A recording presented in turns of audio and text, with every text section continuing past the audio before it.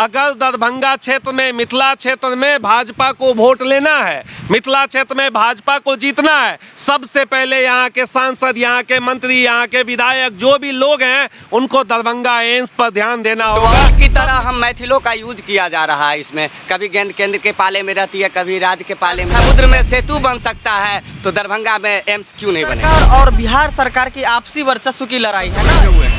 देखिए एम्स हमारा मांग है, 8 वर्ष से हमारा बहुप्रतीक्षित मांग है एम्स, और हम लोग लगातार इसको लेकर के मुहिम है। इस बार आर पार की लड़ाई है। जैसा कि आपने आते ही देखा होगा हमारे बोर्ड पर कि याचना नहीं अवरण होगा, जीवन जया मरण होगा।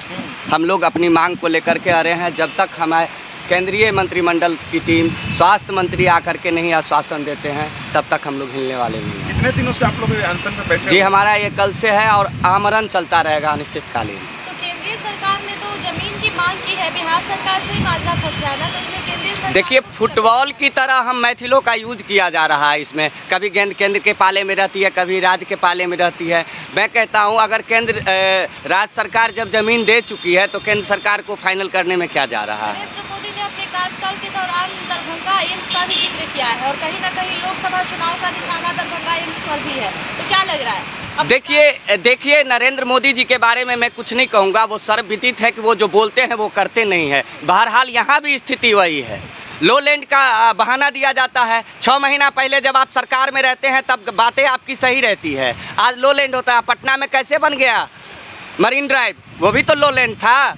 आज जो रिंग रोड देख रहे हैं साउथ एक्स, जहाँ वो दिल्ली में बैठ रहे हैं, वो यमुना का किनारा, वो कैसे बन गया? जब सरकार की मंशा होगी तो स्पष्ट रूप से यह बात हम इस मंच के माध्यम से सरकार को कहना चाहते हैं। जब आपकी मंशा साफ होगी तो लो लैंड क्या, जब पत्थर समुद्र में सेतु बन सकता है तो दरभंगा में एम्स क्यों नहीं बनेगा? इसकी कमी से आप मांगते हैं कि दरभंगा में एम्स नहीं बन पा रहा है? केंद्र सरकार की कमी है, हमारे सांसद की कमी है। दरभंगा के अकर्मण्य सांसद जो सिर्फ पाग माला पहनने में व्यस्त हैं, एज ए पमरिया टाइप जाकर के वो उत्सव में नाच गाना करने में व्यस्त रहते हैं, वो उनकी कमी है, वो उनकी अकर्मण्यता को दर्शाता है।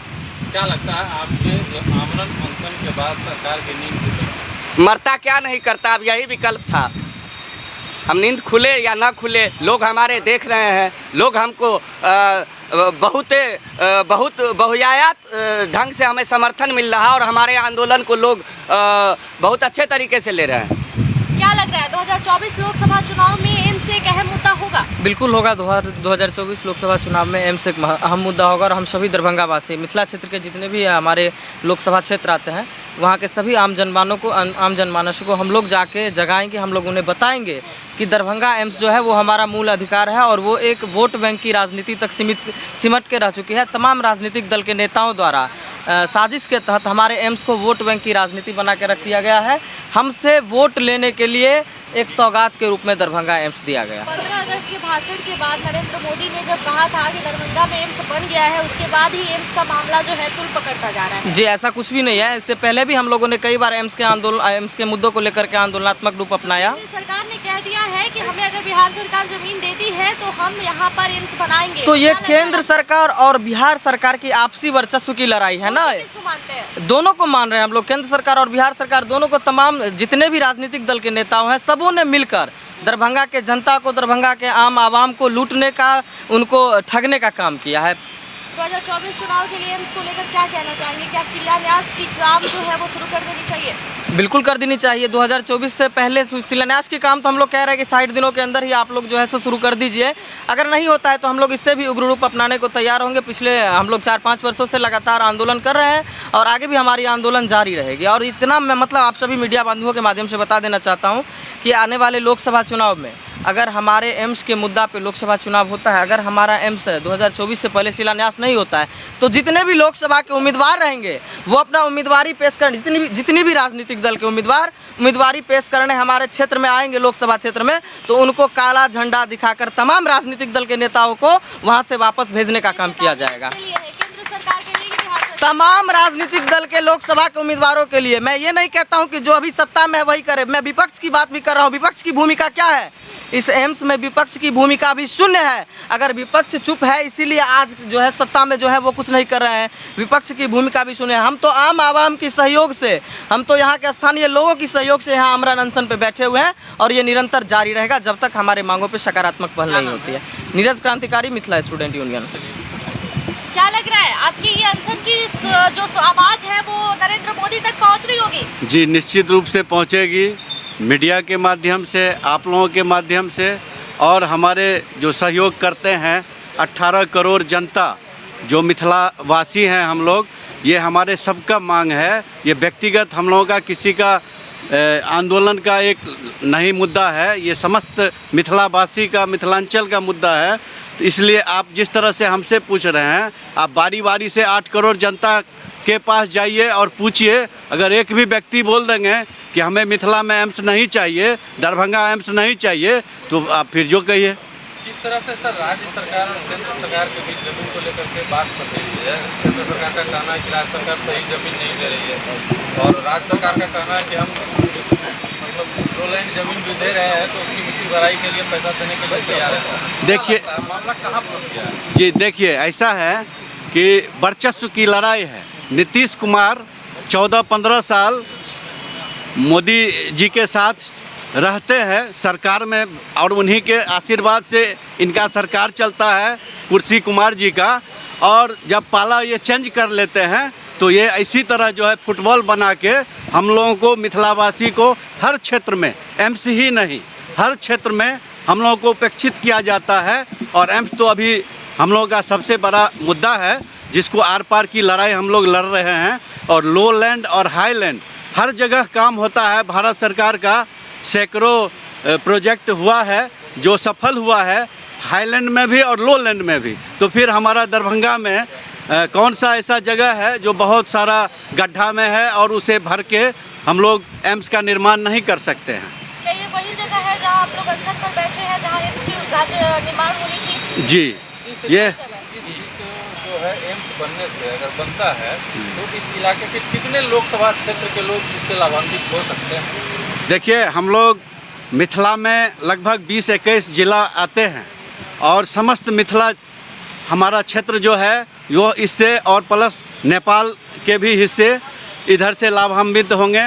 और हम लोग को यहाँ से बेहतर मिथिला का केंद्र दरभंगा को माना जाता है, और इस केंद्र में अगर एम्स बनता है तो इससे बेहतर मिथिला क्षेत्र के लिए और बिहार में कहीं नहीं होगा। आप मानते हैं कि आधे बिहार को ठगा जा रहा है एम्स के नाम पे? जी, हम लोगों को तो ठगा ही जा रहा है, और पॉलिटिकल जो है सो इशू बना के फुटबॉल की तरह गेंद गुरका के उधर केंद्र और राज्य का यह खेल हम लोग देख रहे हैं, आप लोग भी जानते हैं। क्या नाम हो गया? संजय झा, मिथिलावादी पार्टी। आप लोग युवा जो है एम्स की लड़ाई के लिए लड़ रहे हैं, यहाँ अनशन पर बैठे हैं, क्या लग रहा है मोदी सरकार को सुनाई दे रही है आपकी आवाज़? देखिए, पिछले लगातार 5 सालों से हम ये लड़ाई लड़ रहे हैं, और हमने देखा है कि इस बीच में देश में जितने भी एम्स का अलाउंस हुआ, जितना भी एम्स एलोकेटेड हुआ, सब बन गया, सब में पढ़ाई चालू हो जाता है। लेकिन एक ऐसा क्षेत्र जो 2019 में मोदी सरकार को पूर्ण समर्थन देता है, एक भी लोकसभा सीट में हारने नहीं देता है, उस क्षेत्र में पिछले 5 सालों से सिर्फ और सिर्फ केंद्र सरकार के कारण ये एम्स लटक रहा है। तो मुझे ऐसा नहीं लगता है कि इस बार मिथिला क्षेत्र के एक भी युवा, दरभंगा, मधुबनी, समस्तीपुर, सहरसा, सुपौल के एक भी युवा मोदी सरकार को इस बार एम्स के नाम पे वोट देने जा रही है। कुछ लोग ऐसा मान रहे हैं, मतलब कह रहे हैं कि आप लोग भी सिर्फ राजनीति कर रहे हैं, अपनी राजनीति चमकाने के लिए ऐसा कर रहे हैं।